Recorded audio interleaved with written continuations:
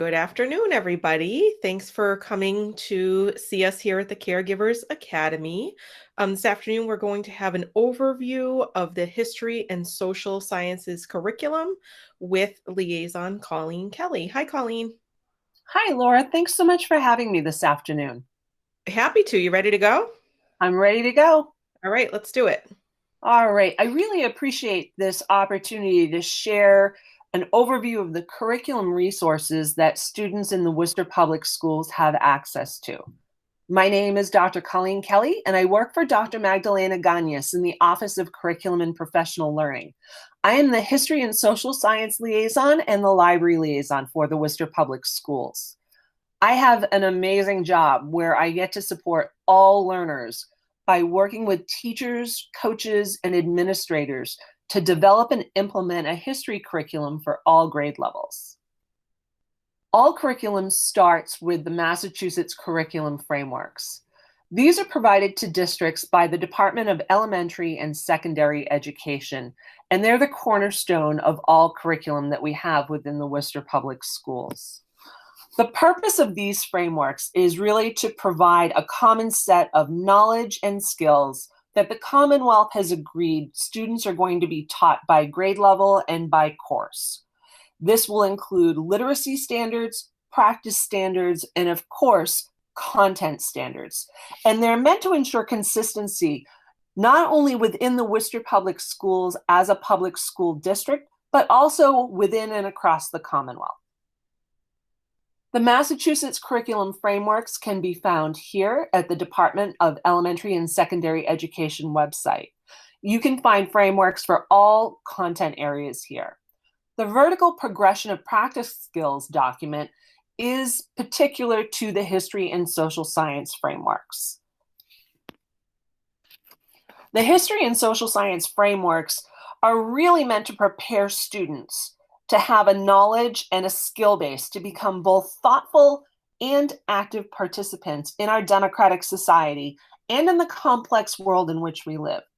This is really done with a focus on historical thinking skills.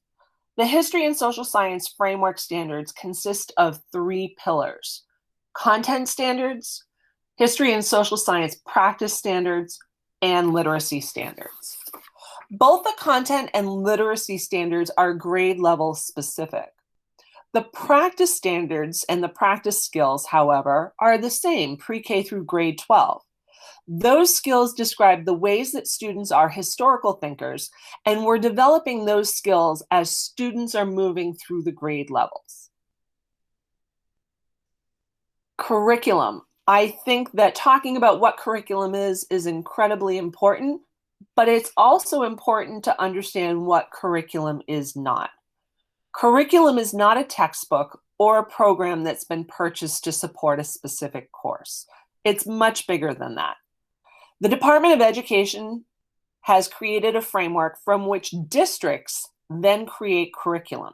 Within curriculum, we have knowledge and skills that students are expected to learn and be able to do at the end of each grade or each course. And everything that we use to teach these standards falls underneath the umbrella of curriculum.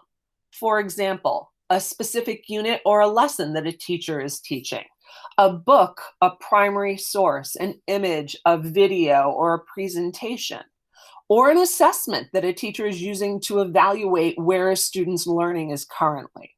Those are all different aspects of curriculum.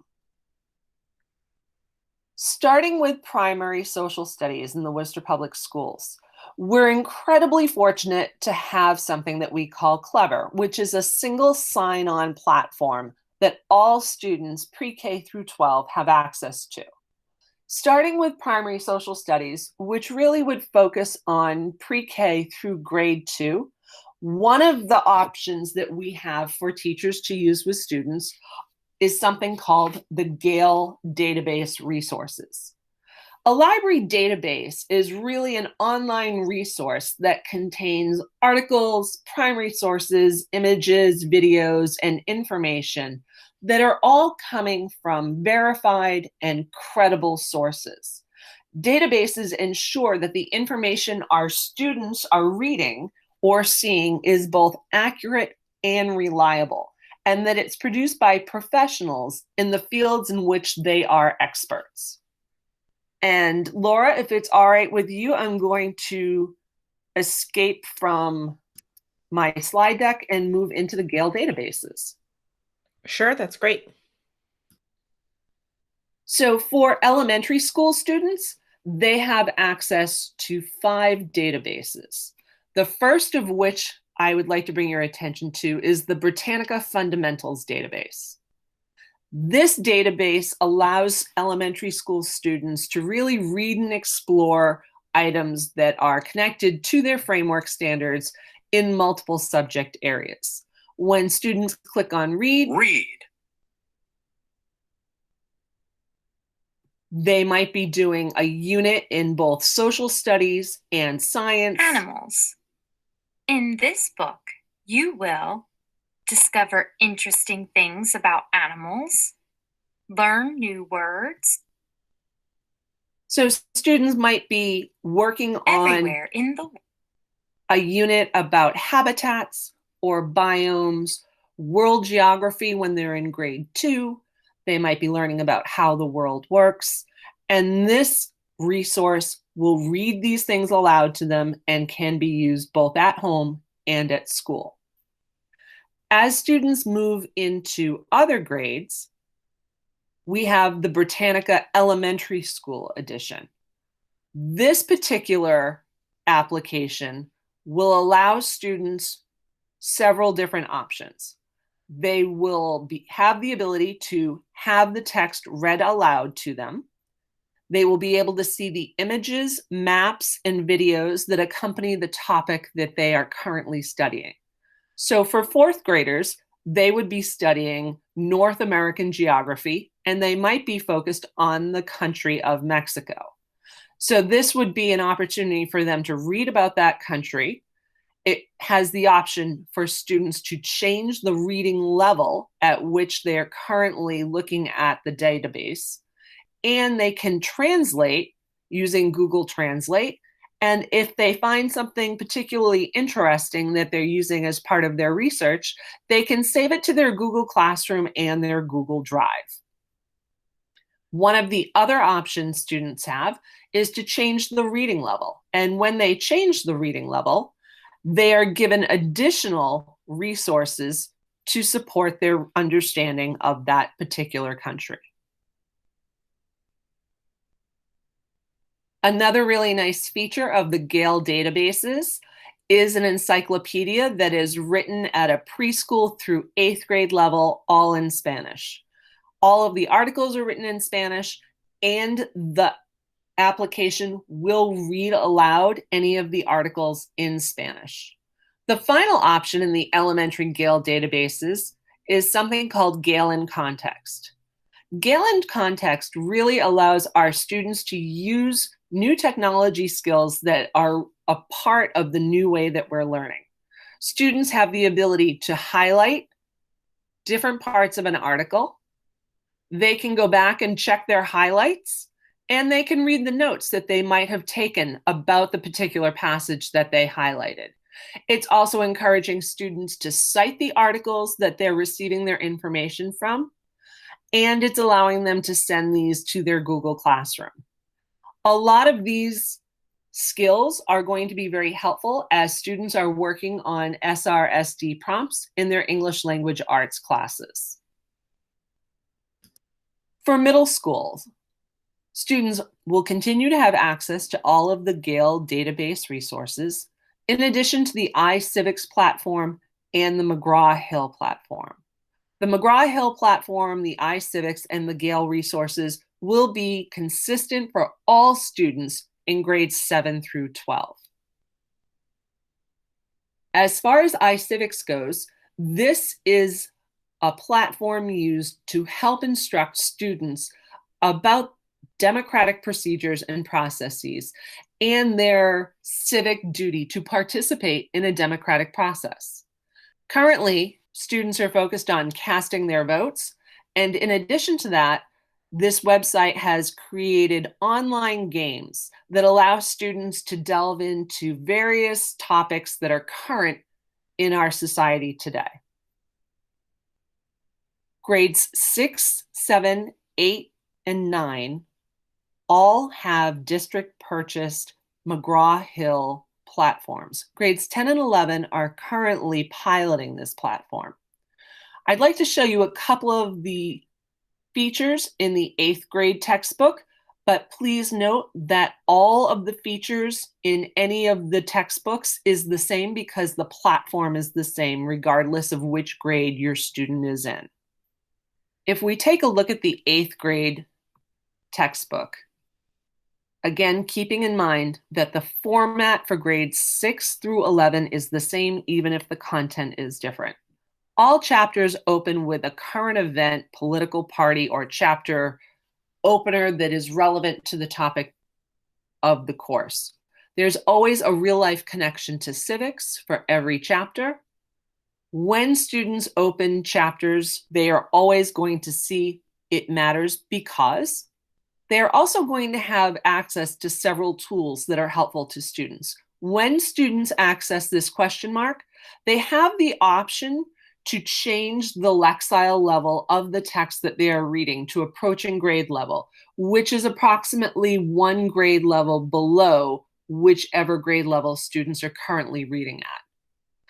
Students also have the ability to highlight the text, just as we did in the Gale database.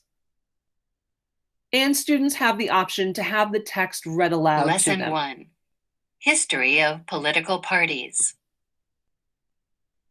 While students are reading, there's the vocabulary tab that's going to highlight for them important vocabulary that they should be on the lookout for while they're in this chapter. And there will be reading strategies that will often come with some sort of graphic organizer to help students organize their thinking as they're reading through the chapter. When students hover over a highlighted vocabulary word, the vocabulary definition pops up. And in addition to that, at the bottom of every page in the lower left-hand corner, there is the option to have each page pop out for students in Spanish. On the right side of every page, students will see all of the lesson resources, all of the images, graphs, charts, political cartoons, and videos that accompany the information in that chapter. When students get to the end of a chapter, there are always review questions. And in addition to those review questions, students have the option for a self-check quiz or a game that will let them know which skills they need to work on in regards to that chapter. So that's a pretty awesome set of resources for students and teachers there, right? It really is. In addition to all of those resources, Laura, they always have a By the Way, which is a current event resource where McGraw-Hill has a group of folks on hand that take all of the news from all of the major media outlets, and they go through and they remove the bias and they get down to just the facts. And this gives students an opportunity to just look at facts and not look at media bias or fake news, some of the other catchwords that we're hearing in the news today. And it's a nice way for students to have an opportunity to make their own decisions about things that are happening and their own opinions about those. The last aspect of this platform that I would like to highlight is the Learn Smart. All students have access to this, and this is something that can be done asynchronously with students. They can either wait until their teacher assigns it, or they can go through and do this themselves. And so what happens is students will choose to study their content for a particular chapter. We were just on the political party chapter, so let's look and see what Learn Smart has here. Here, students are prompted with a question, but then they're asked the degree to which they're certain their answer is correct. So as students move through these questions, if they're finding that they're really unsure about their answers and their answers are not coming up as correct, Learn Smart will actually send them back to read about where in the text the question came from and then allow them to go back to the question so that they have another opportunity to answer the question after looking at evidence from the text. So Laura, these are some of the major online resources that the district currently has to support all of our learners K through 12. And we're so excited with all of these opportunities that students have at the moment. That's amazing. And students access all of this through Clever, right? The single sign-on is one of the nicest things that we have in the district because it makes it incredibly easy for students to go into their Clever account, to have access to all of their history resources in one place, and not have to keep putting in different usernames and passwords for all of the different applications.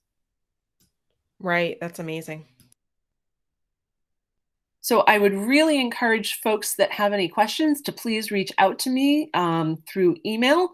I would love to talk with them and give them any additional supports that anyone in the Caregivers Academy might need.